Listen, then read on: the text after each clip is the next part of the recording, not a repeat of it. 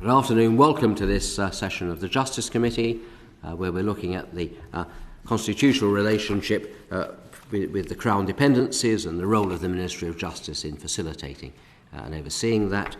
Particularly grateful to the three ministers for coming to join us today, and we'll come to you very shortly. Much appreciated. We just have to deal with our own formalities first. I'm a non-practising barrister, a former consultant to a law firm, and I am a member of the all parliamentary party groups, both for the Channel Islands and the Isle of Man. I am a non-practising solicitor, Chair. Good afternoon. I'm a former Solicitor General with a current practising certificate at the Bar, former chair of CAFCAS, former chair of the National Child Safeguarding Practice Review Panel, and my brother is chair of the Prison Reform Trust. Right. Perhaps I can then just ask our panel of witnesses to introduce themselves for the record, and then we can get straight into the questions, if that's okay. Chief Minister, do you want to start? Good afternoon, Chair. Chief Minister Alf Cannan from the Isle of Man.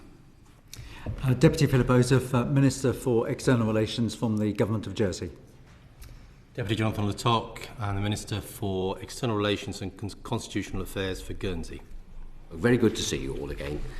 And perhaps I can thank you first of all for the written submissions that your governments have made, which have been very helpful to us.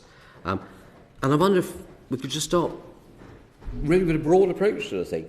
How would you sort of describe the role of the Ministry of Justice and its responsibilities to the Crown dependencies as you perceive them? It's something that a lot of people probably don't realise exists, so I'd be interested in your take on how it works. So, shall I kick off? I mean, I think the MOJ does play a pretty critical role in terms of communicating with the islands, and we see it very much as that sort of central point in terms of not only communicating but also ensuring that other Whitehall departments are aware of their responsibilities when it comes to the island. I think it's important that the Ministry of Justice has a full understanding of the constitutional relationships between the United Kingdom and the Crown dependencies, and fundamentally, our view is that they do play a key role in ensuring that we are being properly represented in various Whitehall departments when it comes to direct relationship matters, or even when it comes to indirect relationship matters. And of course, they do play a pretty key supporting role as well in terms of almost an advisory position on constitutional matters. Do you think that constitutional relationship generally, leaving aside Ministry of Justice, is well understood? I think it's fair to say that it's an ongoing matter for us to ensure that constitutional relationship is being properly represented across Whitehall. I think actually the Ministry of Justice have really demonstrated to us a very good positive interaction in recent years, and in fact, to be fair, across Whitehall there has been more engagement post-Brexit, and that relationship and those dynamics have been changing. But I think it is always a necessity, I think, for us, both for us to properly represent our position, to make everybody aware of how we see our role in the British family, particularly, as I say, post-Brexit, particularly when we're dealing with a new world where free trade agreements and international relationships are evolving and developing, perhaps with different emphasis. So, there's quite a lot of work to be done in that respect, and it is an ongoing matter, and I think it's incumbent on us all to make sure that we are properly versed in terms of understanding how that is working, and the interaction of the Crown dependencies' economies and social interaction with the United Kingdom is kept to the fore. Okay. Mr. Lattock, do you want to come in? Yeah, I think I'll just add to that, in that I think there's a nuance, particularly in the era that we live, that is very important here, and that the Ministry of Justice isn't there to advocate for our policies, but to ensure that the UK government, where constitutionally responsible for representing our positions, is able to do so with full comprehension of what they are, and to do so in an efficient and effective way. So As far as we're concerned, the Ministry of Justice's primary role is helping us to be understood in that way. And specifically to your question, I think that involves continual change, particularly when ministers of state change regularly and when staff change. So it's a never-ending job, like painting the Eiffel Tower. We have to continually do that. Once we finish, we start again. I know you're a bit less prone to those reshuffles in the Crown dependencies by comparison. I get it. Yeah. But if I may add, Mr. Chairman, we've had an election in Jersey, and last July, and I've been part of government for a number of years, although I took a 3-year break. And I must say, it's very welcome that the Justice Select Committee continues to be interested in the Crown dependencies. And it's worth noting, perhaps, I'm sure my colleagues would agree, that previous Justice Select Committee reports have made a real difference. They have been thoughtful, they have made recommendations, and they have helped in that constitutional evolution as the Lord Chancellor must respond officially. And so we look forward to this engagement hugely. Because it is we are peculiars of the Crown. Yeah. The Ministry of Justice acts as a Minister of the Crown in the sense that a High Court said that the King, late Queen, acted as if they were the Duke of Normandy, not is, it's the subjunctive were. And that's quite important, and that differentiates ourselves from over other territories and overseas territories. And that's a very important role that the Lord Chancellor has.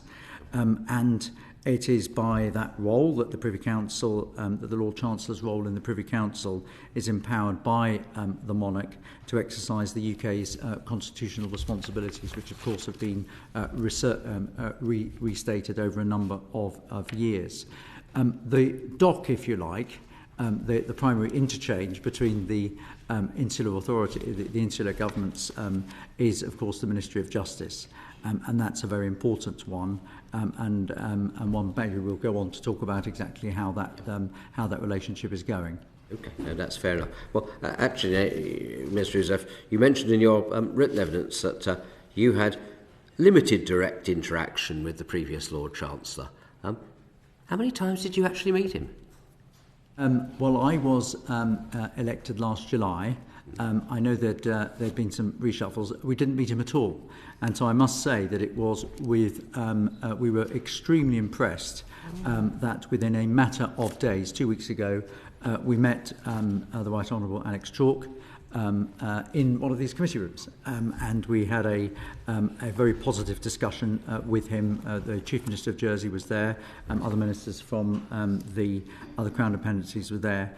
And we would advance the view that it is important and helpful to have a regular dialogue with the Lord Chancellor himself. That is not in any way to say, no doubt we'll go on to talk about the importance of Mike Freer, who's the minister that's given particular responsibility.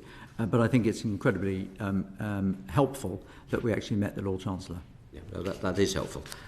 Anybody disagree with that or to add? I don't disagree, but just to say, it emphasises the point I was making before. I think in terms of ministers with particular responsibility for the Crown dependencies at the Ministry of Justice, we've had 4 in 3 years, and so it has been it's been very good to see Mike Freer as minister for some time now continuing, because that does help us in terms of resourcing and timing. No, and Chief Minister, your predecessor certainly talked about a good level of access at official and political level. Your view on the way things are? I as I said, Chair, I think the situation continues to develop, particularly in the post-Brexit environment, and there have been a lot of changes, and I'm sure we'll come on to some of the specific negotiations, but I have to say that when requested, there has been good access, and I think we've seen the Minister of Justice, Mike Freer, and others take a real interest in ensuring that we are being properly represented. We've had to push that on occasions, but and I think as you go back to that point that I was making before in response to your questioning, that we do have to continue to develop the relationships and also create that understanding of the role that the Crown dependencies play, as I said, not just from a constitutional perspective, but I'm also a big supporter of making sure we are part of the success story, of the economic success story moving forward, and that we've got a position to play certainly in that respect, and that is also alongside the constitutional elements. I think part of the understanding that we need to ensure is maintained in terms of our developing relationship with the various Whitehall departments. That's very helpful. Lizzie. Thanks. Now, the committee's noted previously that the MOJ's Crown Dependencies branch has historically struggled with a lack of resources. So what's your assessment of the current level of resourcing within the MOJ Crown Dependencies branches? Do they appear to have enough clout and capacity to do the work that needs doing? Perhaps Chief Minister can start? It's always perhaps a difficult assessment to make, and I think for all of us actually, resources are quite stretched, particularly post-COVID, and one would always potentially like to see perhaps more staff availability in terms of being able to address those issues. But I think also I don't think it's just solely about the MOJ. Of course, it's that other interaction with other departments, and certainly we've made representations at political level. It's perhaps harder for me to give you a clear picture of how those then have been sort of undertaken through the sort of staffing resource network or the civil service that's been available to follow up on those political desires. But we've had, I think it's important to recognise we have had some very good engagement recently. It's not always been smooth sailing, and I think the Ministry of Justice have tried their best to give us equal weight of hearing and understanding, and sought to ensure that we are being properly represented, as I said, with other departments. I don't know whether somebody... I think we would say that, there's a number of, we can't underestimate the importance of political engagement at the highest level, but there is, I guess, a tone from the top.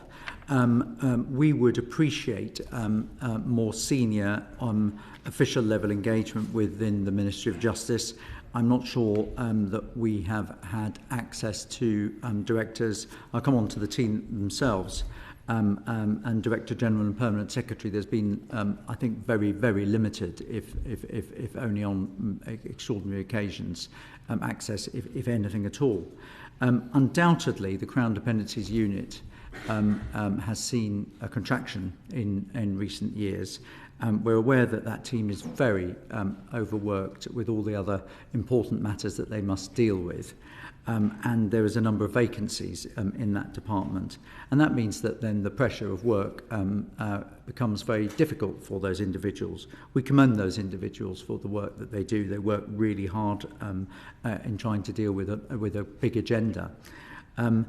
Staffing, obviously, a matter for the Ministry of Justice. We would advance the view very respectfully.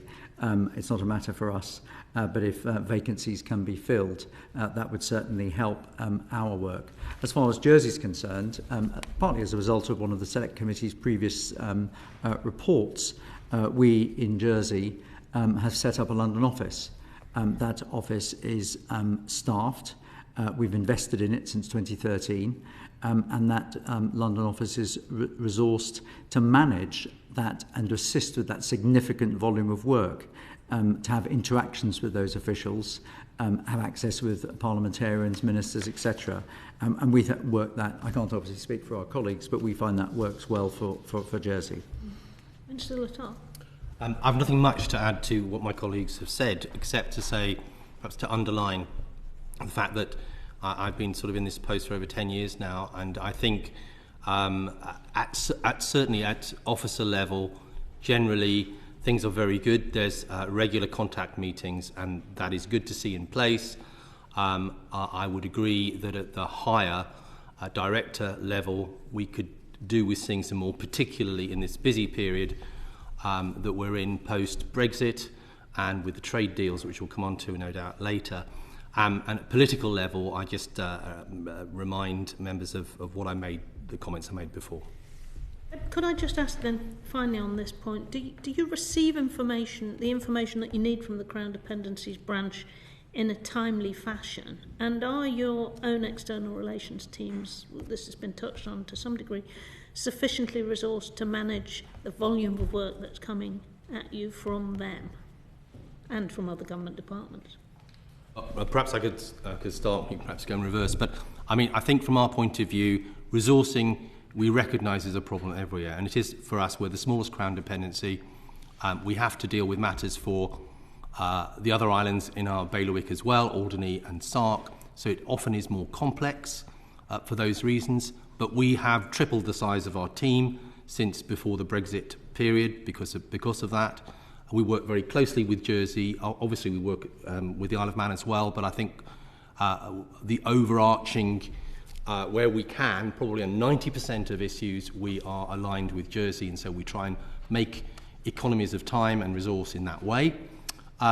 Where it comes to the Ministry of Justice's responsibilities, we recognise that the staff there are under pressure. And as Deputy Joseph said, we're not responsible for their resourcing, but over the period of time that I've been involved, I can certainly see that there have been reductions there, and as a result of that, we are having to do more. And that's perfectly okay, but I think in certain areas that makes it much more difficult for the constitutional position to be upheld in an effective and expeditious way. I think the supplementary point that we would wish to make is that there is a current workload. There's a conveyor belt of current work, and I think in having more officials, and certainly the investment that we've made, significant investment that we've made in external relations in Jersey, both within Jersey, our joint office in Brussels. We now have an individual in the British Embassy in Paris. We want to make it easy for the UK to advance our interests because we very much see it as a win-win. We want to see advantage for the UK and advantage for our own islands. And in the particular, we can give you some statistics about why we think we are of value, and the value and the relationship is worth investing in because it's a competitive world, and you have three loyal and friendly Crown dependencies that work collaboratively and well with the UK, and generally speaking, we don't take party. We're non-partisan, and so we don't prefer one party for the other. It's up to the UK people to elect whoever they elect in Parliament, and we will work with whomsoever. And so we do a lot of work on that basis. But I think the opportunity presents itself in this rapidly changing world, post-Brexit, post-COVID, almost to have the chance to sort of have a forward look.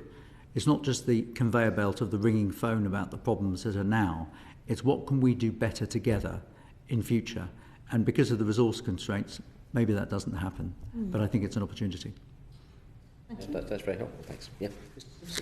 Thank you, Chair. Can I take us on to your relationships with other government departments away from the Ministry of Justice? But just before doing so, I've had the pleasure in the past of visiting Jersey and Guernsey. I look forward to, in the hopefully near future, of visiting the Isle of Man. But although there will be an overlap in some of the issues that you want to raise with the UK government through those relationships, you will also have your own unique needs and interests that will want to be recognised as part of those conversations. So could you say a little bit about how you are treated as Crown dependencies? How often does it become a sort of homogenous conversation? And are the UK government able to reflect back to you, particularly in relation to your constitutional status and against your individual requirements, what it is that would help advance that relationship for each of you. Would you like to start? So I think we've seen much clearer sort of understanding of the issues that you're highlighting in and around the free trade agreements, particularly with the CPTPP, and the positioning that I think both certainly Guernsey and the Isle of Man felt that we were in, which was that we'd put a lot of effort into an all-inclusive goods and services position, and to not achieve that was disappointing. To come in for goods, because actually we feel that there's a lot of value to be had, mutual value to be had on the services side, and I think when we look at how that particular situation was being dealt with, I think we did have to do a lot of work with the MOJ to gain try and support a greater understanding of our positioning with the Department of Business and Trade, and I think that's when you see perhaps the value of having that understanding at the Ministry of Justice to be able to go and perhaps represent in stronger terms that position with other Whitehall departments where they perhaps don't appear necessarily to have taken a full consideration of our position and the relationship that we have with the United Kingdom. So that it really does come down to I think all of us continuing to promote that understanding, this mutual relationship that we have, the constitutional position, but also the economic position. And certainly I think there's quite a lot that needs to be done to continue to enhance that. And I think post this Brexit world, we are now talking to more departments, Department of Business and Trade, we're talking to agriculture and fisheries, more. There's more to be done. There's more negotiations to be had, and to have clarity of sight in terms of everybody's positioning around the Crown dependencies, respecting that positioning, understanding the constitutional position and rights that we were working hard both to protect but also to develop is critical. But we do need a champion in Whitehall for that. And my view is the Ministry of Justice is very much our champion position in terms of having then to go and potentially resolve or understand why other departments may not see us or be putting forward the position that we want them to. Anyone else? Okay, I'll come on to trade later if I may, because I think that's a bigger issue. But I would just say that, in my experience, the understanding and relationship with other government departments improved dramatically during the run-up to the UK's withdrawal from the EU and the COVID pandemic. I can't quite say which of those had the biggest effect, but we had, during that period, a sharp increase in direct contact with government departments and intentional, which has been mentioned before, opportunity. We did have at that time a cabinet minister in the form of the Paymaster General at the time, Penny Mordaunt, who did champion our cause. And from Guernsey's point of view, it was during that period that we managed to come to a new reciprocal health agreement, which we've been trying to for over 10 years with the UK, which is a major success, I think, for both parts in terms of tourism and obviously social connections between the islands. And secondly, on education, for example, in terms of home fees being charged for our students in the UK, which hadn't been the case for around 20 years. So there was all of that was able to be achieved in a much more swift and understanding and effective way. We have not got that connection now, I think, so there is a little bit of a concern there, certainly from my part. But I would like to say that we should be able to build on the success of that, because it saved a lot of time. And from our point of view, I think greater understanding was made of the issues and the risks, but also the potential of working more collaboratively together. I would say, first of all, that the world is quite big enough for successful. We are competitors, but we're very much joined together. And we know that it is easier for UK departments when we have got even if it's a nuanced position, we come forward with a position which is maybe nuanced or the same.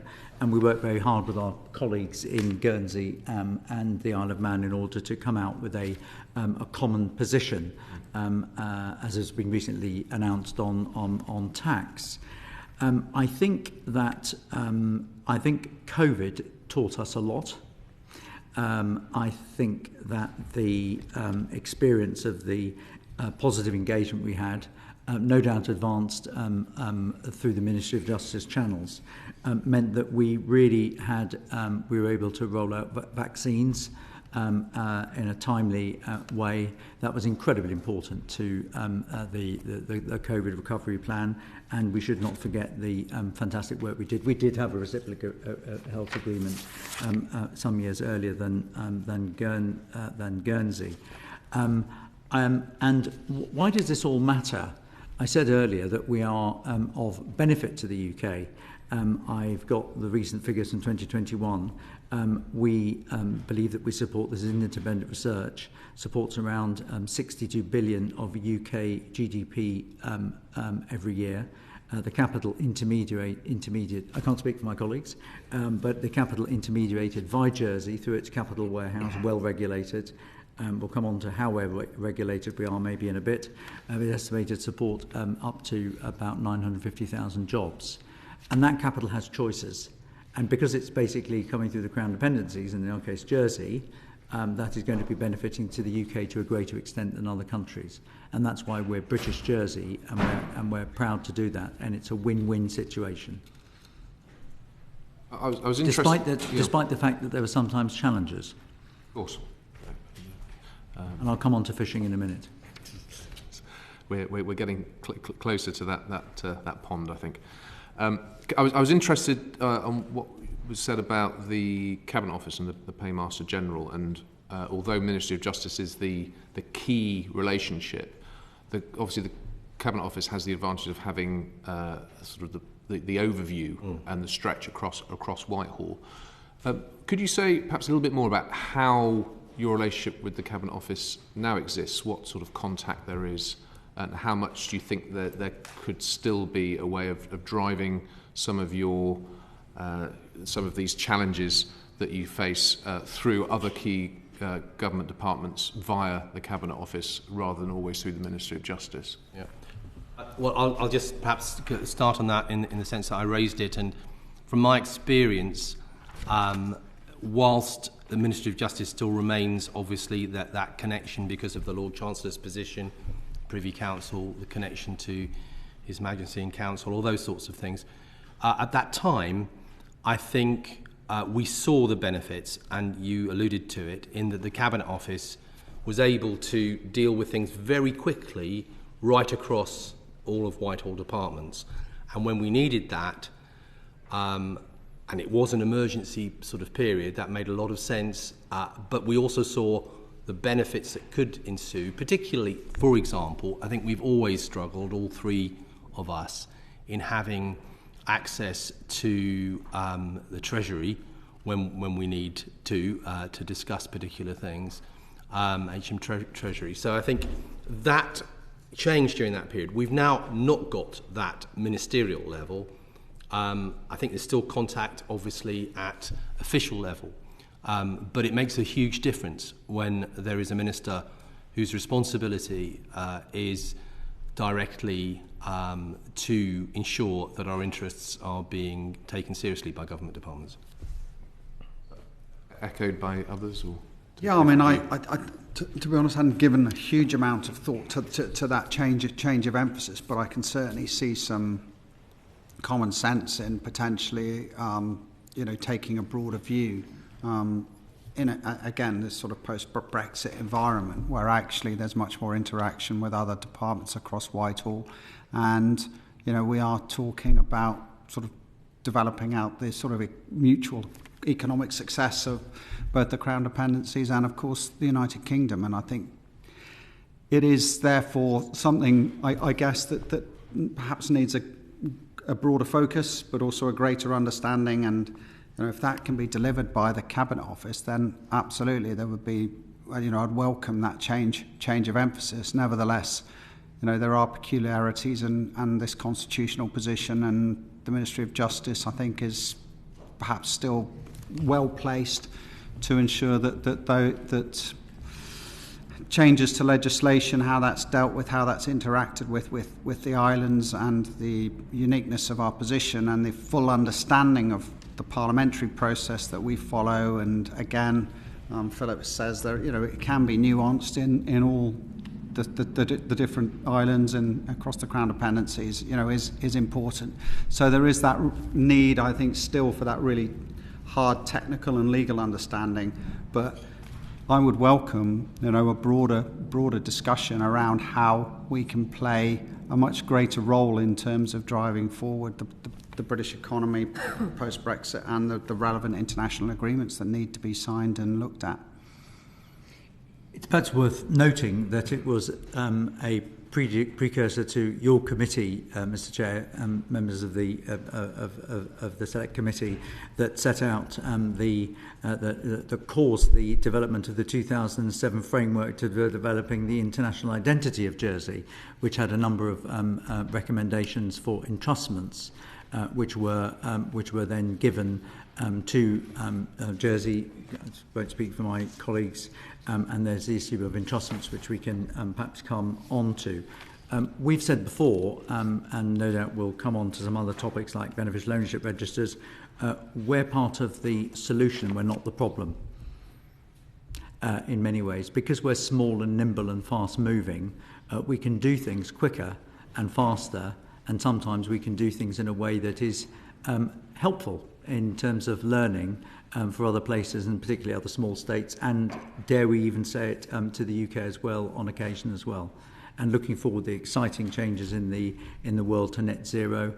We're very much looking forward to being members of COP28. Good relationships with the Gulf. Maybe talk about that in the terms of the trade agreements. Just finally from me, Chair, if I may, just in relation to trade agreements, we now have a reformed new department in the form of Department for Business and Trade. How has that affected your engagement on international trade issues since its creation, good, bad or indifferent? Perhaps I could make a start on this one. I think in some ways it's been good to see that amalgamation. In other ways, from our point of view, it has taken some time for the dust to settle, for example, in finding a minister to replace Greg Hands, who was the minister responsible previously for our interests in trade agreements. We have yet to meet that minister, but there are some dates lined up now, so we're over 3 months into a fast-moving set of future agreements that are already underway. So that has been disappointing from our point of view, but we hope now that we can make some steps forward, because one of the difficulties here has been, and I will use the example of the CPTPP, is that right from the start we said we would want to be fully involved for both goods and services chapters of that agreement. That was understood. We were efficient in dealing with issues of compliance and responding to any requests for information about how we would respond and be compliant with various chapters. But it happened right at the end there was a stall, if you like, in taking things forward, which we, for some time, were not able to work out what was the problem. We now really know. It was obviously a number of deadlines that the UK had set itself, and that, as far as our concerns were being represented, that they weren't able to be represented as effectively as possible. Now that put a huge amount of pressure, bearing in mind that we were not in the room for negotiations, so we did not know what the questions or issues were particularly. I think if it hadn't, to be quite frank, been for some bilateral talks that we had informally with, for example, the Canadians, that we would not have realised, they would not have realised quite where we were and exactly how we could progress in the timeframes that we were given. We were able, thanks to Minister Hans at the time, his help, to have face-to-face formal meetings with the negotiators on the other side. That helped resolve some issues, and we came to a conclusion that is not where we wanted to be, because there will be a delay in our accession into the services chapters, and we are, all three of us, service industry jurisdictions. Yeah, I think that's often misunderstood. We are not primarily tourists and milking cows. You know, that's sometimes a misunderstanding that comes. I mean, 100 years ago perhaps, but that isn't our industry today. So that was of concern to us, and to be frank, would be a concern if that becomes the normal work process for future negotiations. And from Guernsey's point of view, certainly, and I think my colleagues they can speak for themselves, but would say similarly, that is of concern at the moment, even though there were some improvements right at the end of that. I'm sorry to be lengthy in the response, but that's important for us. Yeah, I mean, I'm just very brief. It's not much I could add to that, except there has been some positive language coming out from the DBT, and an acknowledgement that we should be included all in these agreements from day one. I think that the CPTPP has been a sort of benchmark, if you like, in terms of perhaps finding out where everybody really stood, and whatever the reasons for the sort of late notice that we were not going to come in for services, that we have at least had a more positive acknowledgement about future free trade agreements, and I hope that the position will start to change. May I add two points on that?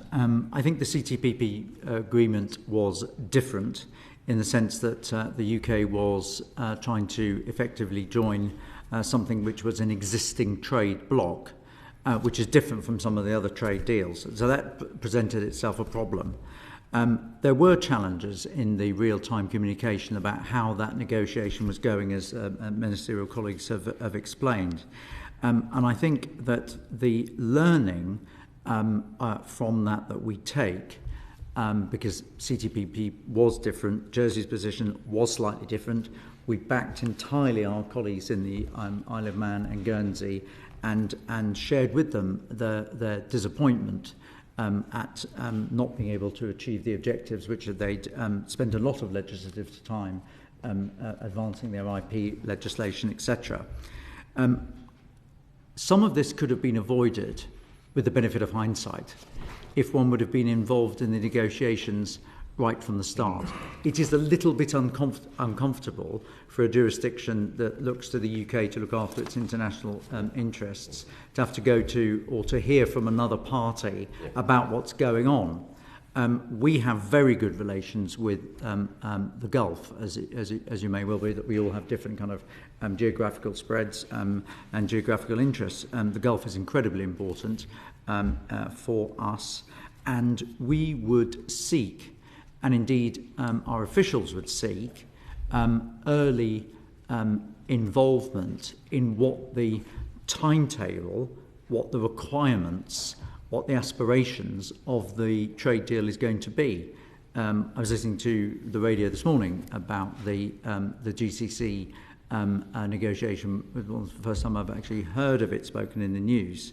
The earlier that you bring that this new department brings in the Crown dependencies to find out what is likely to be on the agenda, how we can benefit, and it's a win-win benefit that we can take from these agreements, the better.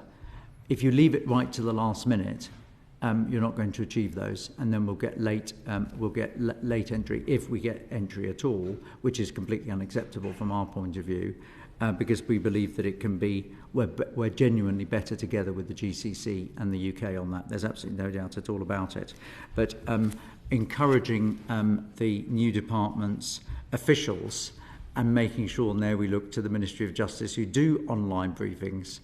We do online briefings from the London office for officials who don't understand the constitutional position. We try and educate people. We are peculiar, we are different, but we're here and we're important. We would say we have constituents and people, and we have a lot of democracies alive and well in our islands, and they expect the UK to abide by its constitutional conventions. And there's improvements to be done on that area. But early involvement is absolutely critical, and certainly for the GCC is going to be incredibly important. And that can only boost trade between both the UK, Crown dependencies, and those Gulf states as well. Thank you. Given that you had these difficulties with DBT, what was the Ministry of Justice doing to help you resolve them? They're supposed to be the people that hold the ring, in effect. They're protectors of your interests. What was the Ministry doing to help on this? I think they were doing their best, Mr. Chairman. I think, to be honest, we've talked about limited resources. I think they did their utmost at that time because of the time frame and the deadlines that were given.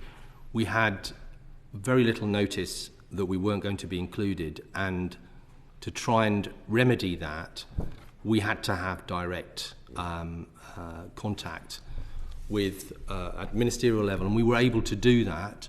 But really, it shouldn't have come to that because all the information had been given in a timely manner. It just hadn't been processed. That was the problem. All right, excellent.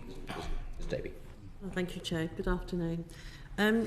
Minister Ossoff and Minister Letok, at the committee's hearing in 2021, you identified several legacy issues from Brexit, including tensions over fishing rights with the EU, and I understand you wanted to speak about this anyway. So, to what extent do you expect these tensions to be resolved by the extent and nature and fishing licensing permits? Shall I start on that, John? I am very pleased to report to the committee that the new government in Jersey placed a high priority. I was not elected for the 3 years I stood down from politics, and I looked on with exasperation at what had been going on. I have to say, as of today, we have successfully de-escalated. There is no need for the Prime Minister to call in a warship to protect ourselves from invading Norman fishing vessels. We have worked really well with our French counterparts. I went across France. I'm a French speaker. We explained to the French, nous sommes des cousins. We fished in these waters over many years. And it is by that close cooperation with working with DEFRA, with our regional contacts. We have a joint, Jersey and Guernsey have a joint office in Caen, in Normandy, and we've basically got there. I touch wood, there are always issues that arise, but I haven't had one complaint, and I know a lot of the fishermen. I can see the French coast from where I live. I have a Norman ancestry. I've got lots of friends in Normandy, and they would be not shy to pick up the phone if they said there was a problem. We have dealt with the extent and nature, and that was a very difficult issue. I think we've been commended by Commissioner Sintivikis in Brussels. Jonathan and I were in Brussels last week, and I think people were very surprised at just how well we de-escalated it, dealt with it. Doing the right thing is always the right thing. There were some demands from the French in terms of the amount of effort that they carried out, and we're going to work with our French colleagues. We fished these waters for centuries together, and we're going to use our French friends and use our French contacts to deal with all the net zero. There are issues about needing to protect species. But we have one other problem, and that is we've got a dwindling fishing community in Jersey. And one of that is because of the really difficult paperwork that is required to catch and land fish in France. I won't give you my example of 2 lobsters. One is picked by a French fisher, and one is fished by a Jersey fishing boat, and the difference in the paperwork and all the other things. But it is absolutely excruciating, the amount of paperwork. And I think that we've got to have some constructive engagement. There is a willingness in France to devolve some of those responsibilities from Paris to the regional authorities, which we've got on very well with. And I think it's by positive, constructive engagement. The good news is that our fish, our lobsters, are a demanded product in France. In fact, across Europe, and so are oysters. And so we think there's a market there. But it is the paperwork, it is the unintended consequence of Brexit that is causing serious issues. But I have to say, I don't think you'll be seeing on the news, touch wood, another warship to defend us from the Norman fishermen. We're very good friends with them, and and we've dealt with that. I think the new government, under our leadership of the Chief Minister, we've done that, I think, extremely well, with good humour, with good work, with joint working, and with a positive aspiration in the future for net zero boats needing to be replaced, etc. In that sense, very, very positive, very mature attitude and approach to it. There is a concern about the bureaucracy, though, and you not having enough fishermen or fish people to do the work, probably going forward because of that. It's the confidence. Are you having, the right conversations with the right department? Well, we've got to try and deal with the issues of paperwork, and you've got to think about the way that the vessels themselves have got to go to net zero. There's a lot of technology in France that's available, technology in the UK that's available, but we've got to deal with that. We're also after a sanitary inspection report, which we're in discussions with the French government about, and we need to get a solution to this, because we need to get our much-loved lobsters. I'm not saying that our friends in our other islands don't have, but a lot of the lobsters that are eaten on French plates are from Jersey waters. Sounds good. Minister Alf? I haven't really got anything else to add to that. Thank you. Thank you very much. The Home Office recently agreed to a pilot scheme to allow French day trippers to travel to the Channel Islands with national identity cards instead of passports. Has there been any early evidence to suggest that the scheme has been effective in increasing French tourist numbers to your jurisdictions? That one's again for Jersey. We've rolled out the pilot in Jersey. And the early indications are that it's working extremely well. It may be not well be known that only 52% of French individuals have passports. And when they go up to Normandy and Brittany, they don't tend to take their passport, and they think, how about going to les îles Anglo-Normands, les îles de la Manche? And they can't go. But they've got their identity cards, and so we've managed to get... we can do it constitutionally. We're part of the CTA. We could make that decision ourselves, but we wouldn't. We'd always liaise with our Home Office counterparts. From walking up King Street yesterday, which is our main high street, it was a joy to hear, as a Francophile, a joy to hear the babble of French, French to a much greater extent. We'll get some figures on it.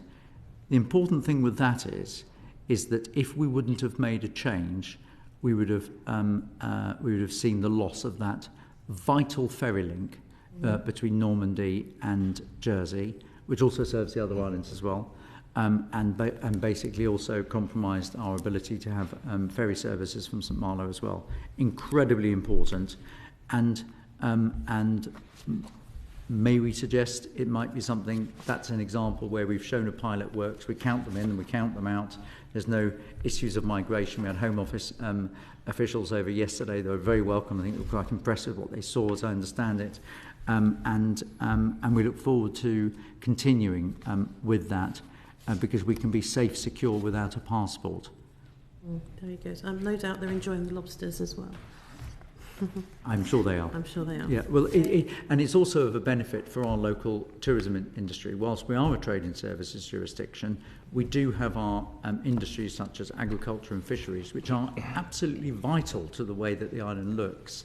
And so we need to look after these industries. I know they're economically small, but they certainly take a lot of public interest, but they are very vital to our way of life. I speak as a farmer's son.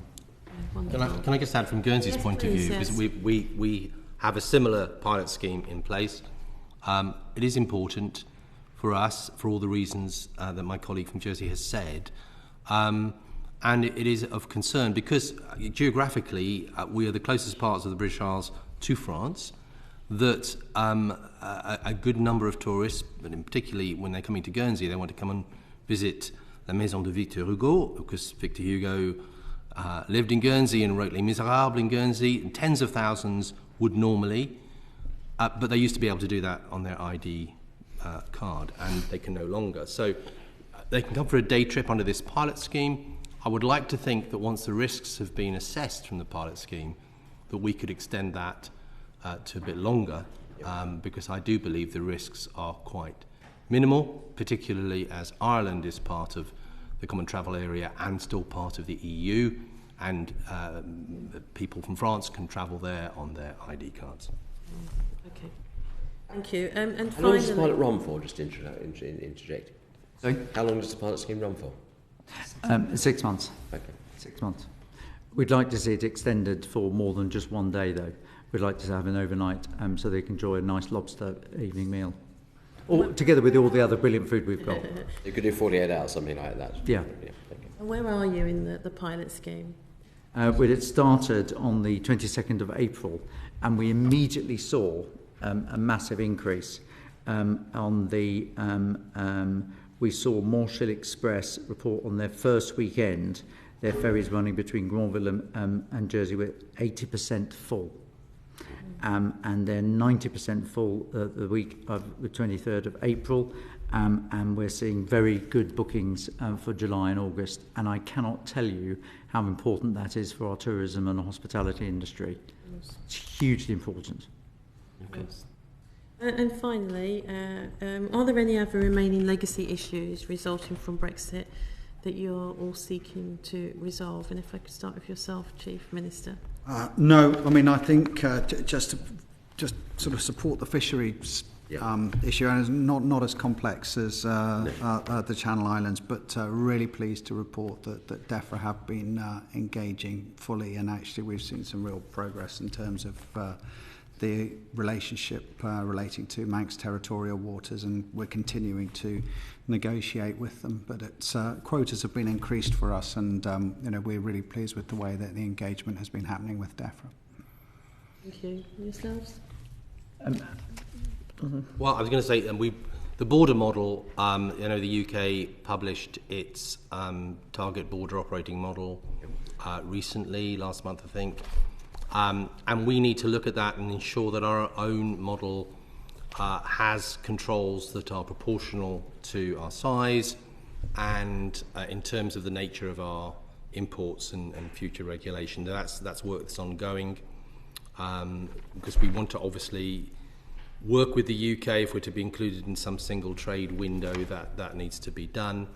I think another thing is what we're looking with interest as what the UK government tends to do about EU legislation, which remains on the statute books, and how that might affect us in certain ways. So we're doing meetings with that with relevant UK government bodies soon, and we need to look at our legislation. Can be a little bit more complicated in Guernsey because we have Guernsey as a jurisdiction, Alderney as a jurisdiction, and Sark as a jurisdiction. So we need to make sure that we're all compliant on those things. Thank you. The other one thing I would say is that we have a recruitment crisis in Jersey, which is particularly acute. Previously, in the single market, we could draw from labour from the entire European Union without work permits. And we do have the ability to set our own work permits, although it's through the portal of the UK. Decisions are made in Jersey. We can make our own work permit rules. Own work permit rules. That's not to say that in any way the numbers are going to be of any problem to the UK in terms of nationality, etc. But we have a cost of living crisis. That's not made easier by a shortage of labour. We've seen a number of people with settled status not remain. This is problems. I mean, the post-COVID world has seen a reduction in workers, whether or not it's in Auckland or Sydney or in Paris or in Frankfurt or in Latvia or in London, but it is particularly acute in Jersey, and that is a great concern for us. It was an unintended consequence of Brexit that most of our skilled workers that we need to come and work in Jersey, only 50% of the people that live in Jersey were born there, but everybody's a Jersey person as far as I'm concerned. There's no differentiation. But we have a particular recruitment crisis which we're dealing with, which is not helping our cost of living issues, and dealing with housing, the government priorities of dealing with housing, etc., and our healthcare. We've got an ageing society, and all these things we need to look to the future, which is why we need this positive dialogue with the United Kingdom about how to deal with common problems. Thank you, Chair. Does that make, for example, visa approaches to visa things, sexual visas or something different? It's the you have to get the work permit, which is then linked to the employer, and then you get the visa, which the UK systems are very good at. They've been on the slow when there was lots of Ukrainians and other people going through the systems. We understand and absolutely respect that, absolutely. But there have been some particular recruitment problems. We're seeing some really, really difficult inflationary cost of living pressures, and that's a market, that's a nature of a small market as well. But you need labour, and you need skilled labour. Would you want to be able to have your own work permit or visa scheme? We do. We can do that. We can do that. We can do that, and we need to work harder on it. But again, it's a resource issue. But it's particularly acute. Do you have the same issues in the Isle of Man? Absolutely, Chair. And again, that's actually a common point at the moment, certainly, of discussion around pathways for skilled workers. And we are actually just at the moment sort of at that policy stage of reflecting how we might approach the immigration issue with the United Kingdom, and perhaps look and see whether there are some specific pathways that are applicable, for our skills shortages that may be put into place with some form of Isle of Man pathway or visa. But it is difficult, and it does require a lot of negotiation, because clearly the point of entry is the UK, border. Just to return briefly to the issues around the CPTPP, I must say it's a bit embarrassing that you had to go to talk to other parties in order to find out what on earth was going on. I would have thought that that's pretty embarrassing to our government, the UK government, that you had to do that. Presumably you don't want that to happen again. So I wonder if you've got any suggestions about a different way in which the UK government can approach future negotiations. Obviously this one was a bit different, as you've set out, to perhaps future negotiations, but to try and make sure that your interests are better represented, which is what ought to happen, to avoid the repeating of issues such as this, because there's going to be a lot more negotiations. You don't want to have to be talking to other parties about what's going on in order to get your interests represented again, do you, really? I mean, absolutely. It was clear towards the end of the CPTPP that the positioning that we had assumed was being taken was not being taken. That did result in a flurry of activity, and a call perhaps for closer representation or perhaps a more positive presence in and around those negotiations, even if we were effectively in a side room, and we appreciate, of course, it's the main point of negotiation is of course the United Kingdom and its interests, but nevertheless being part of that, as we've explained already this afternoon, is key, I think, for all parties. And I think, on reflection, it could be that we play a more direct role in terms of either having a representation. It doesn't need to be from all 3 CDs. We could certainly work to streamline that by having a joint representation, if you like, to work alongside. And perhaps the critical point, I think, goes back to some of the points that were raised earlier, just in terms of making sure that negotiators do properly understand the position. And we're there to answer questions, really, and clarify any areas of confusion that may arise from either side or any party who are involved directly in those negotiations. So that's certainly something that I feel that we could work together to achieve. And has there been a positive response from the UK government to this? Did they recognise that this was a bit of a mess? Well, I mean, as we had to raise it. We did have, as we said, we did have some positive political engagement towards the end period there, and it was unfortunate we had to sort of raise it in the way that we did, but we did get that positive engagement, and of course, we have had that acknowledgement now that goods and services is the ideal position, and we have got an acknowledgement that may happen at a later date now when it comes potentially to the CPTPP. I can't talk about the live negotiations, but I think we have learnt enough now, I think, to be able to be in a position, or certainly offer from our own island's perspective, to be in a better position when it comes to these negotiations. And I think, as I said, that some form of representation in terms of either advisory role or directly with the engagement teams would potentially assist in getting a better outcome.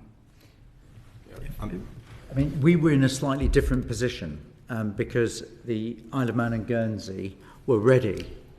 They had all their IP legislation, and Jersey, the last government, didn't do that. We're accelerating that at the moment to get so that we're all on the same page, and we've been working very hard between us to do that. So there has to be an understanding, and that's why I made the comments about the early interaction. We have our own democratic processes to go through ourselves. Ministers, we have different types of bilateral agreements. Sometimes our assemblies, our parliaments need to have an involvement in that. We're trying to go through and explain all the different types of constitutional arrangements that we have, the way they're extended with our consent, etc. So we've got our own processes to go through as well. And the quicker we know about these things, the better. I must say that we have stood shoulder to shoulder with our Guernsey and Isle of Man colleagues, because I think if we would have been put in the same position that they would have done, we would have been pretty unhappy. And I think there's some constructive lessons to be learned. But that shows that we are, that even though our business interests can be slightly different, you'll get us speaking, I hope, with a joint position. And where we can get a joint position, we know how much that's easier for your negotiators. But they've got to understand, and they've got to communicate early. Can I just make a comment with regards to Guernsey? I think there's 2 ways, in answer to your question, 2 ways in which it can be improved in the future, particularly. One is early engagement, early sight of what the scope and what the issues might be, and that enables us, particularly where we've got Alderney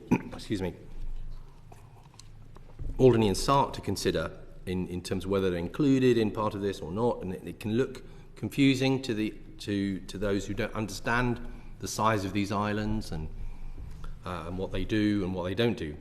That's the first one, so early engagement. The second, I think, to emphasise the Chief Minister's point he made before, and we saw that right at the end because of all the pressure that we put of the CPTPP, getting involved in the room. So I think even if there was some way in which we could be represented in negotiations early on by one of our officials, being present to answer particular questions or to deal with particular issues, perhaps just when that is being focused on in those sorts of areas, That would really help us, and it would save an inordinate amount of time, I think, and pressure, because sometimes the pressure has been, and I think it was to a certain degree, this did affect the CPTPP.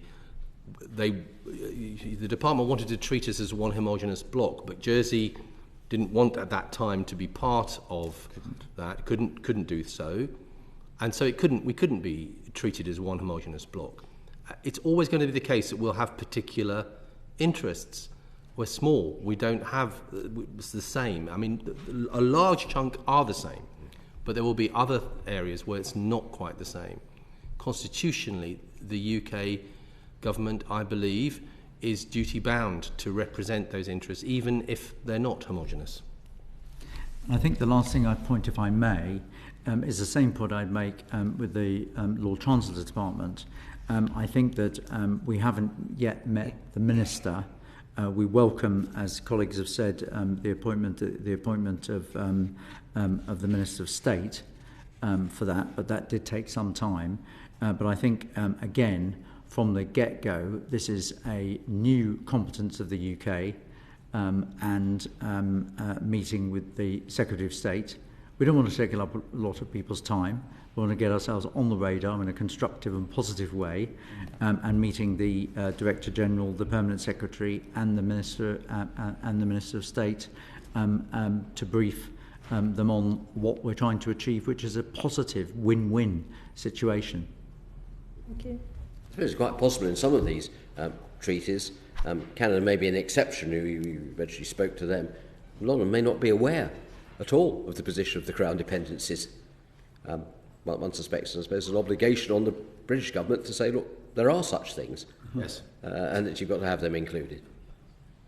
There were no votes in Jersey in terms of UK, because we've got our own democracies. Yep. But there's value in Jersey and the other Crown dependencies that we treat very, very seriously. We call ourselves British Jersey. Yeah, sure. And what benefits us benefits the UK. And doing the right thing is always the right thing. As maybe we'll just touch on the Ukraine and the fact that we've been shoulder to shoulder with the United Kingdom in the war in Ukraine. And that's got a link with beneficial ownership registers. Yeah, sure. I want to bring on to a couple of issues around UK legislation as far as it applies to the Crown dependencies. Again, I suspect a lot of people, including some people in this House, haven't always realised that the UK Parliament cannot constitutionally legislate in relation to Crown dependencies, and that you're different from the overseas territories in that regard. Do you think that's well enough understood sometimes? Well, no, I don't. I think this is a constant, and sadly, it seems to be increasing issue, not only from members of the House of Commons, but also sometimes from the government. I mean, we had the situation with the 2020 Fisheries Act, where a permissive extent clause was included without our consent. Normally, that's done with your consent. Exactly. You might request a permissive extent clause to say it extends. Yes. In fact, this case, no. It goes against the international framework position that we had agreed back in over 15 years ago now, but also against the constitutional development of what was in place. It was been in place for hundreds of years. So that was of concern to us. Now, obviously, it's just a permissive extent clause. That doesn't mean the government is it's not going to be enacted necessarily, but if it was enacted, that could cause unnecessary constitutional problems, because it most certainly would have to be, well, it would, certainly in Jersey, Guernsey and Jersey, it would have to be debated by assemblies. Almost certainly they wouldn't want to do that. There's no need, because we would, and we have done, on a regular basis, we would legislate appropriately for ourselves in those circumstances. A similar issue has obviously now occurred with the illegal migration bill. And if I can just use that as an example of one of our concerns, particularly from Guernsey, because it's been picked up politically and it's therefore a live issue. What happened with the bill? Initially, we were consulted on a draft, and we were able to make our comments and say, yes, we would be happy to be included in a permissive extent clause. But then when it was published, it was quite significantly different to the draft that we'd seen. And it seemed that the attitude was that the consultation that had been done earlier was sufficient and there wasn't any need for any further consultation. That is not the case, because there are significant parts of that final bill, which is still going through Parliament, that is of concern, great concern to us. And so I think that if that becomes the norm, that is a constitutional issue that we would have grave reservations about. And I'm just breaking that down. The consultations that you had, was that at an official level rather than ministerial level? Yes, it was at official level at that time. With the Home Office or MOJ? It was with the Home Office, but via the MOJ in a normal way. So what should have happened? It should have continued further. It just stopped at that point. Yes. Out of interest, because it's being debated potentially at the moment, what are the areas of concern that you have in relation to the illegal migration bill and the permissive extent clause? Well, it's particularly where it's dealing with issues that the UK may be big issues for the UK, but they're not issues for us. And as a result, for the UK to include a clause that would extend it to us would very likely cause Guernsey not to want to register that as a law, or be part of that, and that will cause a constitutional problem. Small boats is not an issue for the Channel Islands, as I understand it. Sorry? Small boats is not an issue for the Channel Islands. No, it's absolutely not. No, it never has been. And if you travel to the Channel Islands and you see the seas around us, no one in their right mind is going to try and cross in that way, and that's why we haven't had that. But if it became an issue, that's why, to begin with, we were happy with the consultation, happy with as it looked. But then when it was published, it included these things, which really we do not want to include. Yeah, and the Isle of Man, it's wholly irrelevant, isn't it? Because we do. Pretty much. I mean, we haven't. Occasionally there's bits and pieces, but thankfully we've had very few disputes with the UK government in recent years. And in fact, when we support permissive extent clauses in the right circumstances, and they can be very, very helpful. But occasionally these things flare up, Chair. Actually, sometimes more often from private members' clauses or we might just come on to that in a second. To try and change things perhaps on the floor after the government has brought forward its particular view. But I have to say, I mean, aside from the issue that Guernsey have talked about, we're relatively happy that the positions are being properly respected at the moment. Is it proposed to have a permissive extent clause to apply the illegal migration bill to Guernsey, to the Isle of Man as well? Yes. But you don't have any illegal migrants across the Well, no, I know, but it's not. I mean, I don't think we see any fundamental issues with not less the of a problem for you. Does it have some practical problems for the Channel Islands in a way it doesn't for perhaps the Isle of Man? Well, I mean, it could do, and I think it's more a political issue from our point of view and a constitutional issue. Fair enough. No, okay. So I understand that. But in terms of the principle of the thing, then, so in the fisheries instance, there was an attempt to impose a permissive extent clause without your agreement. Now, as I understand it, constitutionally, theory, the states could refuse to register. Absolutely, absolutely. It would have to be debated, and there would be a huge risk that the Assembly would refuse to register it, and in debate it wouldn't be sent forward, which would put us in a very difficult constitutional position, totally unnecessarily, and that's my main argument. Were you ever able to work out why that had happened in relation to fisheries, for example? I'm afraid not. I don't think. I think it was deemed. This is my take on it, as not a big deal because it's only a permissive extent clause and we wouldn't need to enact it. But we have another issue. Even if in the circumstances Guernsey were to, the Assembly in Guernsey were to register it, it's very likely that SARC or Alderney might not, and then you're still in the same. You're in difficulty. But so again, what I'm trying to drill down is what the MOJ was trying to do to help you in that. Surely their obligation is to try and get the UK Policy Department to understand that Yes. there's a problem here. Yes. And what were they doing to achieve that? Well, they were certainly representing our interests, but, we, again, to do with timing, and you well know, Mr. Chair, because you spoke very strongly in the debate on it, as did members in the House of Lords when it went to that place, that one of the issues was it became such an immediate issue. We had to lobby directly. Yeah. Okay. Right. Okay. So not, frankly, a situation that should have occurred. Not at all, and there was no need at all. I don't see the risk at all in the situation that caused that. And as the Chief Minister has said, generally speaking, we are happy with permissive extent clauses. The system can work well.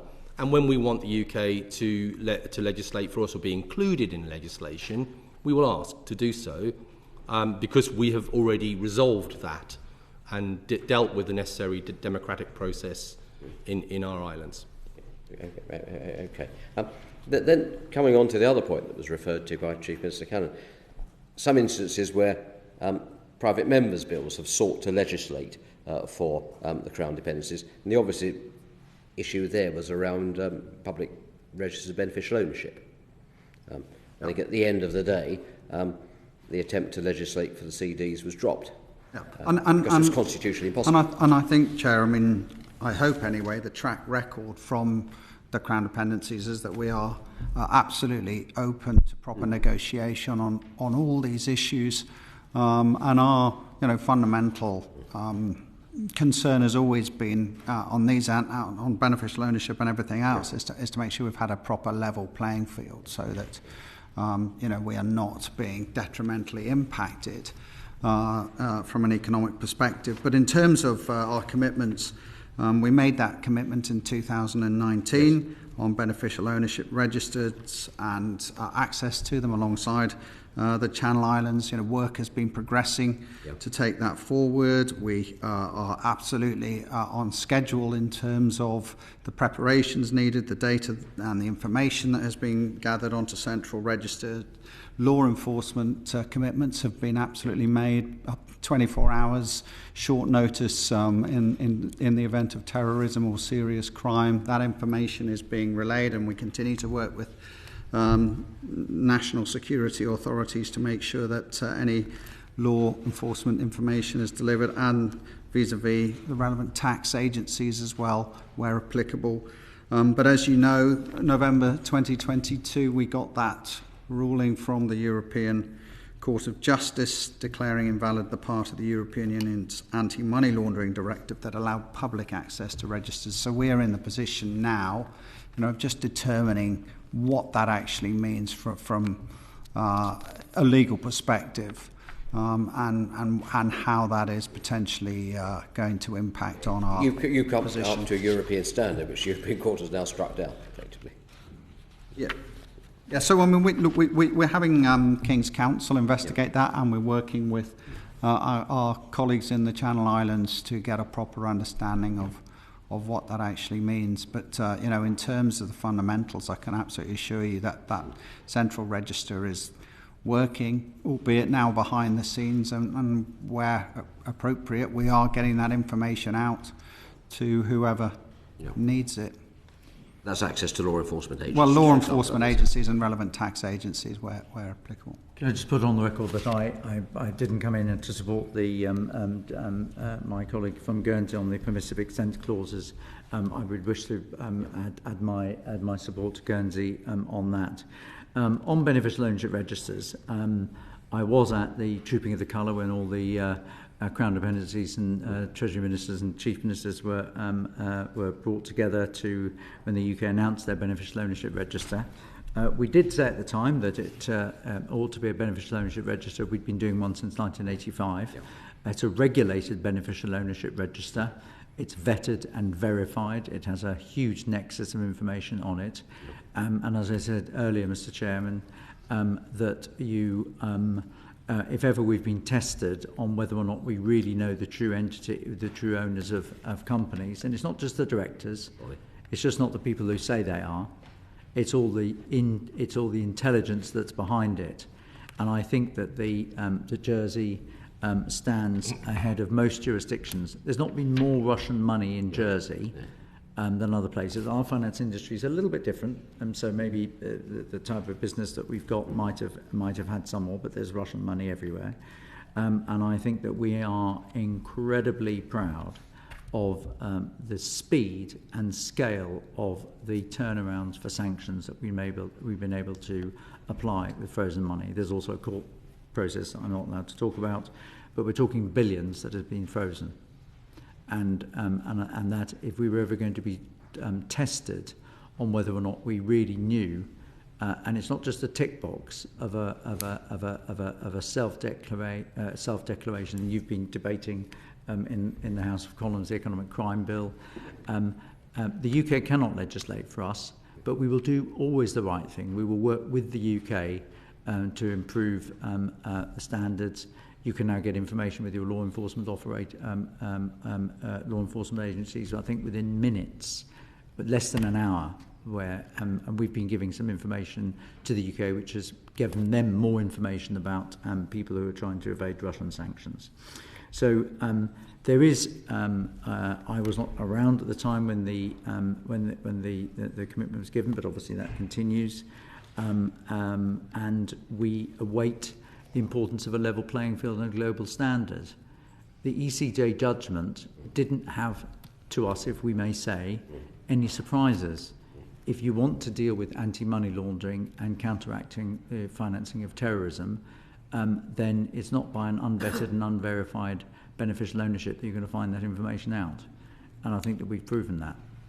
And so there is an issue of the media and public access, but there's no global standard yet. Europe, it seems to be in a pickle, but what we're doing is continue to do our action plan that was published in advance of Lock Earn, and we continue to do all of what we said we were going to do in terms of our beneficial ownership register. It's of huge importance to us. It's massively reputationally important to us, and it's available for the people that need to know to take the action that they need to do, and that's on tax evasion as well. And our exchange of information with other countries in terms of tax is also, I think, all islands are exemplary in terms of the way that we're doing. We're not that kind of image that we might have had if we'd have been sitting here 20 years ago. We've moved on, and now we move on in a post-Brexit, post-COVID world where we think we're better together. Right, thanks. Mr. Simpson. Thank you, Chair. Can I go to another aspect of the constitutional relationship you have with the UK, which was, I think, mentioned earlier? That's around letters of entrustment. It may be helpful for someone just to give a quick explanation as to what these are for those who are listening or watching this session. Who would like to take up that mantle? I'm very happy to do so, particularly because I chaired a constitutional investigation committee in Guernsey during the time I was Chief Minister, which reported at the end of that term, it was 2016, amongst a number of different proposals for changes in legislative process. It included also a proposal that we should be able to increase the level of entrustment appropriately for our international interests.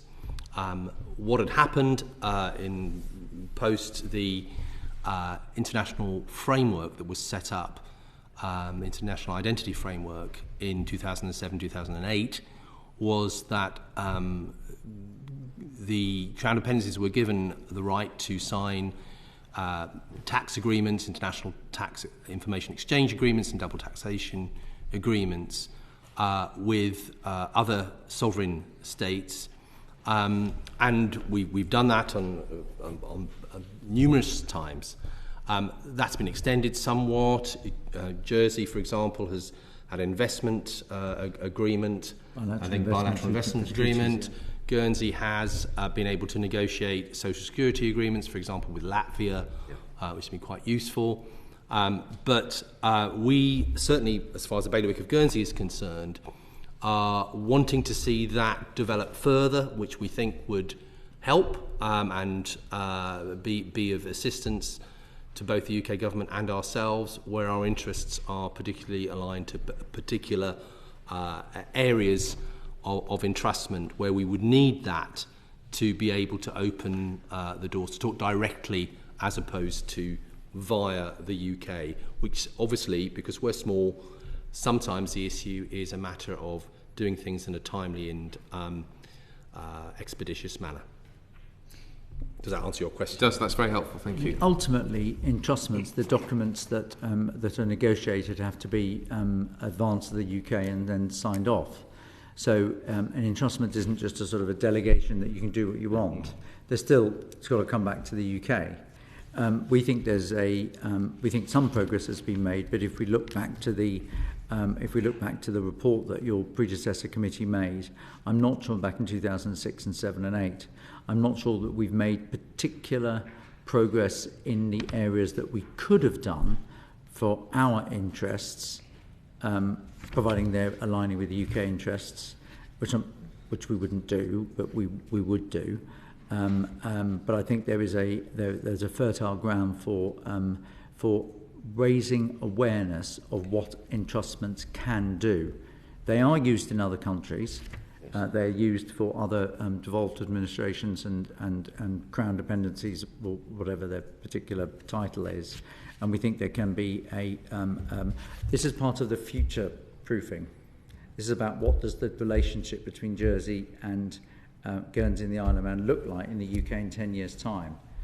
We can evolve our international personalities of we're doing in parallel, concomitant to yourselves in the United Kingdom, and the letters of entrustment means that we can negotiate bilateral investment treaties, which basically are helping a number of African countries in different ways of raising money in good ways. And there's a number of things that we can do, but it's not well understood. And so if it's something that the Justice Selection Committee report can highlight as an important objective, as you've done so helpfully before when raising issues, when we've had the chance to speak to you and MPs, it's been very helpful. And so I think there's a fertile ground for further letter of entrustments. I don't know whether the Isle of Man Chief Minister agrees.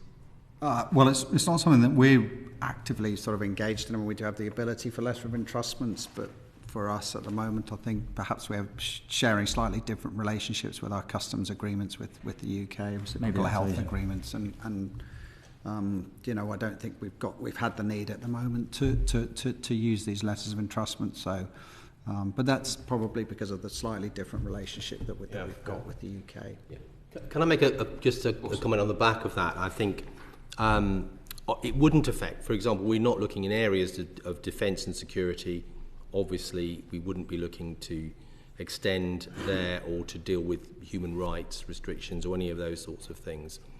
However, there is a model, I think, elsewhere, certainly as far as Guernsey is concerned, that we've looked at, and that is the Faroes and Denmark, in that they seem to be the closest to a crown dependency elsewhere, in that their relationship is with the crown, and they have a more general entrustment to negotiate treaties where the issue is not one for Denmark but is more for the Faroes themselves.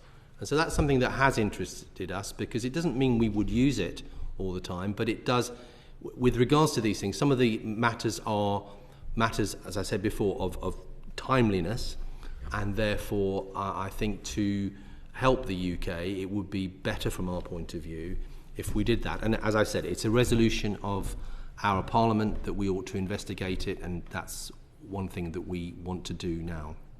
Okay. Again, just finally on this, you said that sometimes these are not very well understood. Were you referring to the UK government? And if so, as we sit here today, what appetite do you sense is there within the UK government for exploring some of the range, the improvement of the process of drawing up these entrustments, as well as these more general entrustments where early negotiation can take place. Is that anything that you see happening in the current climate? I think that we, on the one hand, we are having a very positive working relationship with UK counterparts, especially the Ministry of Justice Crown Dependencies, who we should give a shout out to. They're short-staffed and do amazing jobs, so we thank them for that publicly, and we're grateful for the work that they do. But I think that it's arguable that the entrustment process is less well developed across Whitehall more widely. And there is an important point given that the Ministry of Justice may seek the input of a range of departments, particularly HM Treasury and the FCDO, before a decision over an entrustment may be taken. And sometimes it takes an excoriating length of time. More productive engagement between the departments and the Government of Jersey would help address those issues by increasing our understanding of our international objectives and activities. It's all part of this future-proofing. It's all part of where we look going forward, and it's. I don't think there is. I don't think there's a great deal of awareness about entrustments and the processes that they could have. At the end of the day, entrustment has to be signed off by the UK. So if we do negotiation, and it comes back to the UK, and if it doesn't fulfil some sort of international other obligation that the UK has, it's not going to get passed, but we wouldn't do it in the first place.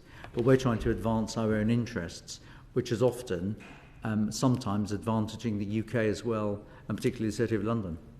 And in a more globalised world, in a fast-moving world, in a technology world, that's going to be very important.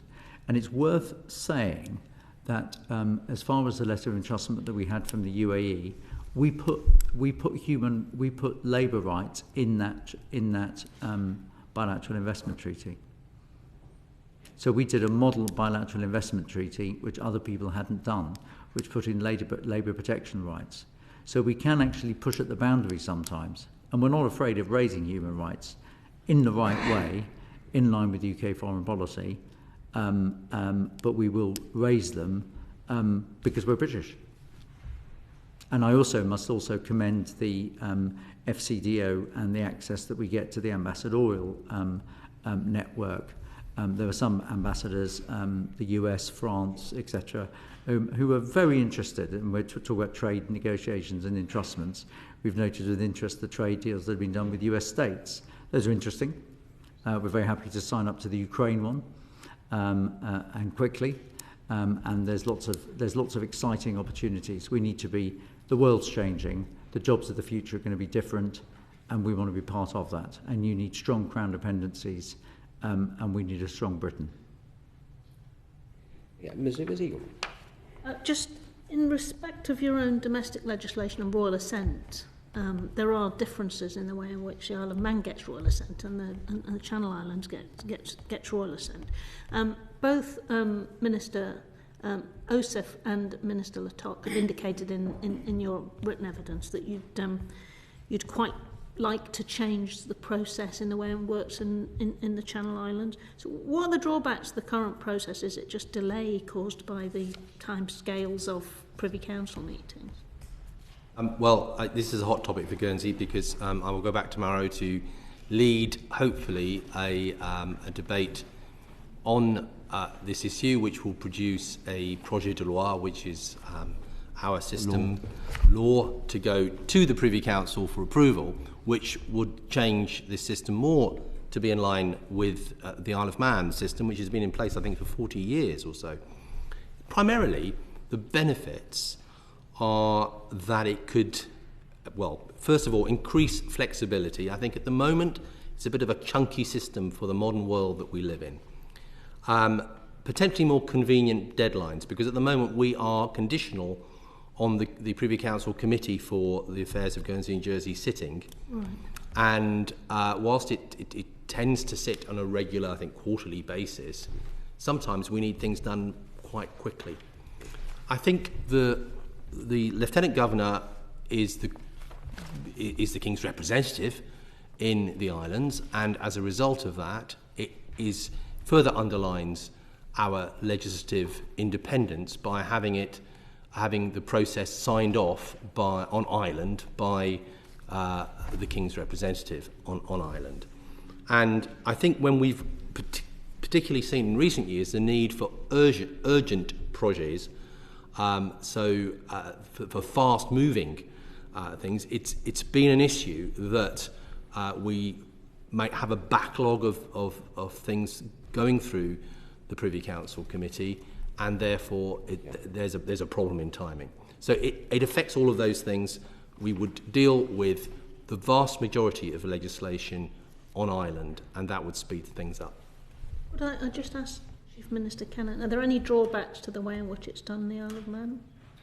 Well, I mean, occasionally we do. There is inevitably the occasion when legislation may be delayed for whatever reason. But you know, we are relatively content and you know, work closely to ensure that the legislation is presented in good order and has gone through proper process, and there has been early engagement. So you know, I certainly haven't come here today with any fundamental issues about the way the legislative process is working for us. Right. So perhaps we haven't come to a settled position on this yet. I think that the Jersey position is that we don't want to lose the link between the King acting as if he were the Duke of Normandy and the Privy Council. There's been an idea for a Privy Council membership to be extended to Jersey. Virtual sittings of the Privy Council can be held, as I understand it. All sorts of things can be done in a modern world. But we haven't come to a settled solution. Timing sometimes is an issue. One of the previous Justice Committee Select Committee recommendations was that the Attorney General provides the, or as a result of the Lord Chancellor at the time, produced the report which went to the Privy Council. That speeded things up. There's further evolutions. We can evolve our processes with respect to the past, and we certainly are going to be working on the official channel that deals with the Ministry of Justice and the way it interacts within our kind of insular authorities. The Governor is there for 5 years. He's the Queen. He's the King's representative, and we've also got this the Speaker, which is a domestic civic head. So we've got some streamlining to do to make it easier for the UK to communicate with us. Fair enough. And we'll come back to you with some written evidence if that's helpful. That would be interesting. Yes, that would be helpful. I just wonder if there's anything else anybody wants to pitch in with that you haven't had a chance to say to us already in respect to any of the questions. I'm sure that there may be a vote in a few moments, but we have a few minutes. Anybody? If I could just say thank you. I think these hearings are very useful for us, and this is a timely one for the reasons I think particularly that we've referred to in key areas, and we value interaction in this way because we sometimes have struggled to get our case heard. And to say, come back to a question was right at the start, which I think, Sir Bob, you asked the question, are we understood well enough? And I think it's always going to be a problem for us. So the more understanding we can have, the more opportunity to say this is how we constitutionally work. I would underline particularly what Philip has said. The Crown dependencies are part of the British family. We provide huge input into the British economy in a number of different ways, producing jobs that's of mutual benefit. A lot of it behind the scenes, but if you analyse it and you look at the reports that have been done, it's of mutual benefit that we're understood and that we continue to operate in the constitutional manner that has been respected for hundreds of years.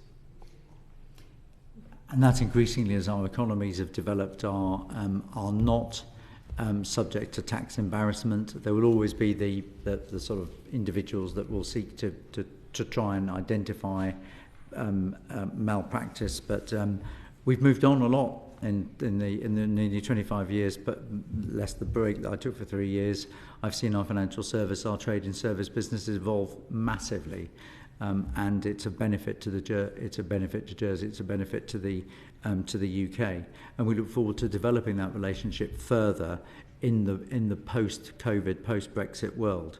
The importance of access at Secretary of State level, at least awareness, not every week, but just a regular dialogue, and particularly Secretaries of State that have got particular agendas that are advancing our interests, such as the international trade issues, and also a plea to help the Ministry of Justice get rid of their get some vacancies in, because we feel they're quite overstaffed. So it's understaffed and overwhelmed. Sorry, overworked and understaffed, yeah. And that matters, and that's home from the top. But we understand budgetary pressures. We all know there's budgetary pressures, and we've got to basically, Jersey's fiscally prudent, and we understand about spending controls and all the rest of it. But we've all done a good job, and I hope in presenting a positive impact. And we really do thank you for the interest, even raising awareness for the people that watch this. You may have learnt something that you might not have known about. I hope that our evidence has been helpful, and certainly we're better together, but we're better together with the UK as well. Thank you. And thank you very much, Chair and Committee, really, for your continued interest. And I think it's been a hugely, I hope, interesting discussion. But I think there's clearly a change of emphasis post Brexit, particularly in terms of our relationship with the UK. This is not single issue politics. This is not just single issue constitutional relationships. That's hugely important. That provides the foundation. But there's so much more we can do together, I believe, and to perhaps understand that more and to work more closely together would be of huge benefit to everybody. Gentlemen, thank you very much for coming over. Thanks for your time and your evidence. Very much appreciated. Thank you very much indeed. Look forward to seeing you before too long. Thank you. Session concluded. Order. I didn't say that we're hosting the British and Irish Council. We're very proud to be hosting the British and Irish Council. We're delighted the Prime Minister went to Liverpool. We know he's not coming to Jersey, but the British and Irish Council is being held in Jersey, and that's a great thing. Thank you. I didn't say that. The proceeding has ended.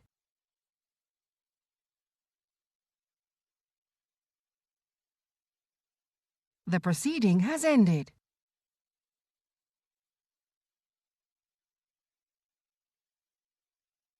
The proceeding has ended.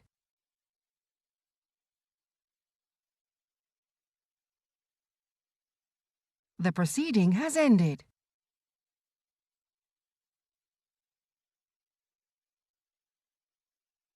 The proceeding has ended.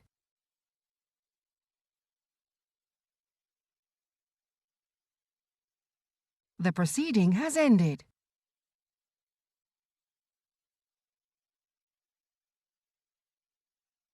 The proceeding has ended.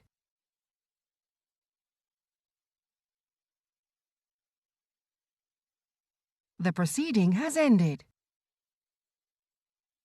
The proceeding has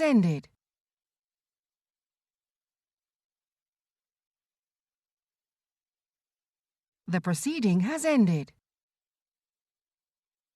The proceeding has ended. The proceeding has ended.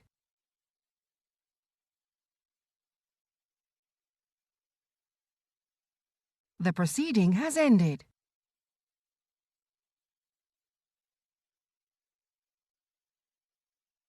The proceeding has ended.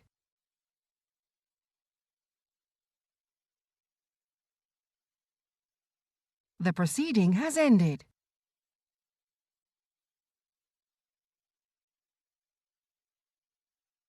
The proceeding has ended.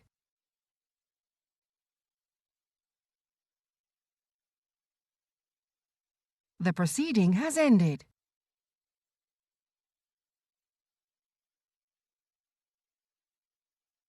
The proceeding has ended.